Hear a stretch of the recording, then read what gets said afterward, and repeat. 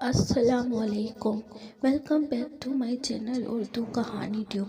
دوستو، آج بھی میں آپ کے لیے انتہائی خوفناک اور سبق آموز کہانی لے کر آئی ہوں۔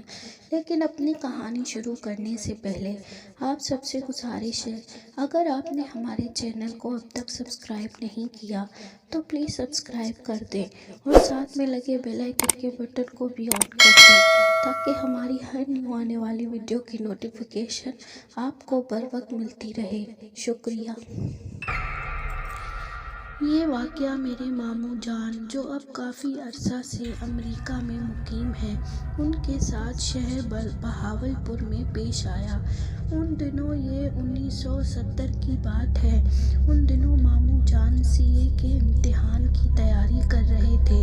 شہر بہاولپور کا قدیم علاقہ فرید گیٹ ہمیشہ سے پر رونق رہا ہے۔ رات کے وقت ماموں جان کچھ خریدنے فرید گیٹ آئے۔ مطلوبہ سامان لے کر واپس روانہ ہو گئے۔ سردیوں کا دھند بھرا موسم تھا۔ رات کے کم و بیش 10 بجے سے زیادہ وقت تھا۔ فرید گیٹ سے نکلتے ہی انگور سڑک کنارے ہاتھ سے رکنے کا اشارہ کرتی ایک عورت، جو کہ ایک برقعے پوش تھی، نظر آئی۔ ماموں جی نے موٹر سائیکل روک دیا۔ عورت نے کہا، آپ کا احسان ہوگا، مجھے بغداد اسٹیشن تا چھوڑ دیں۔ اس وقت کوئی سائیکل رکشہ اور موٹر رکشہ نہیں مل رہا تھا اور میرا جانا بہت ضروری ہے۔ ماموں جان کا گھر بغداد اسٹیشن سے 1 کلومیٹر پہلے میل والی گلی میں تھا، لہٰذا انہوں نے اسے بیٹھنے کو کہہ دیا۔ وہ عورت ان کے پیچھے بیٹھ گئی۔ 5 منٹ کے سفر کے بعد میلے والی گلی آ گئی۔ ماموں جان اس کو کہا، میرا گھر اس گلی میں ہے، مگر میں آپ کو آپ کے گھر تک چھوڑ دیتا ہوں۔ مگر عورت خاموش رہی۔ بغداد اسٹیشن قریب آتا گیا اور سڑک سنسان ہوتی گئی۔ جو لوگ بہاولپور رہتے ہیں یا بہاولپور دیکھا ہوا ہے، وہ سمجھ سکتے ہیں کہ ان دنوں بغداد اسٹیشن پہ پرانے خالی کوارٹر ہوا کرتے تھے اور آبادی نہ ہونے کے قریب تھی۔ بغداد اسٹیشن کے سامنے روڈ پر موٹر سائیکل روک کر ماموں جان نے کہا کہ لیجیے، آپ کی منزل آ گئی۔ وہ عورت بولی، وہ سامنے تیسری گلی میں میرا کوارٹر ہے، وہاں اتار دیں۔ ماموں جان نے حامی بھر لی۔ 2 گلیوں کے سامنے سے گزرتے ہوئے ماموں جان کو یوں لگا جیسے موٹر سائیکل پہ وزن بڑھ گیا ہے۔ ماموں جان بولے، میری بہن، وقت نہیں، اکیلے نہ رات کو نکلا کریں۔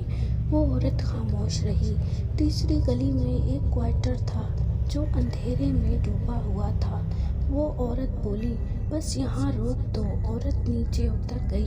ماموں جان نے موٹر سائیکل موڑ کر سلام کر کے موٹر سائیکل آگے بڑھانا چاہی، مگر یوں لگا جیسے منو وزن بڑھ گیا ہو۔ موٹر سائیکل آگے بڑھنے کا نام نہ لے رہی ہو، حتیٰ کہ موٹر سائیکل رک گیا۔ عجیب سی کیفیت میں ماموں جان نے کہا کہ یہ موٹر سائیکل کو کیا ہو رہا ہے؟ تو وہ عورت بولی، یہاں آ کے آج تک کوئی واپس نہیں گیا۔ بڑی قسمت والا ہے تو کہ تیری ماں اس وقت تجھ پہ حفاظت کے لیے آیت الکرسی پڑھ کے پھونک رہی ہے۔ تیرے گلے میں جو تعویذ ہے وہ مجھے مجبور کر رہا ہے، ورنہ اب تک میں تیرا خون سارا نکال چکی ہوتی۔ ماموں جان نے کپکپاتے ہونٹوں سے اعوذ باللہ کہا اور موٹر سائیکل کو ریس دی۔ موٹر سائیکل فراٹے بھرتی چل پڑی۔ بقول ماموں جان کہ انہیں نہیں پتا کہ کیسے راستہ کٹا، کیسے گھر آیا۔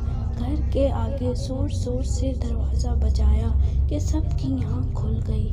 گھر جانے کے کچھ حواس بحال ہوئے۔ گھر والوں کو سارا واقعہ سنایا۔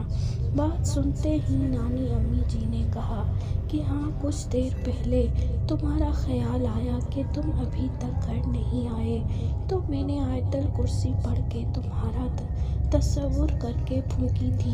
اس رات ماموں جان سو نہ سکے۔ جب آنکھ لگتی ان کو لگتا کوئی ان کے پاؤں پہ انگلیاں پھیر رہا ہے۔ اس ساری رات پورے گھر میں عجیب سی بدبو پھیلی رہی۔ صبح گھر والوں نے محلے کی عورتیں بلوا کر آیت الکرسی اور درود شریف کا ورد کروایا تو گھر سے بدبو ختم ہوئی۔ کچھ دن بعد ایک دوست کے ہمراہ دوپہر کے وقت ماموں جان بغداد اسٹیشن تیسری گلی میں اس کوارٹر کو دیکھنے گئے، مگر وہاں کوارٹر کا نام و نشان تک نہ تھا، کچرے کا ڈھیر تھا۔ یہ بات دیکھ کر دونوں کو بہت حیرت ہوئی۔ جب ماموں نے یہ بات مجھے بتائی تو مجھے بھی اس بات پر بہت حیرت ہوئی۔ تو دوستو، کیسی لگی آپ کو یہ کہانی؟ کمنٹ باکس میں ضرور بتائیے گا۔ شکریہ۔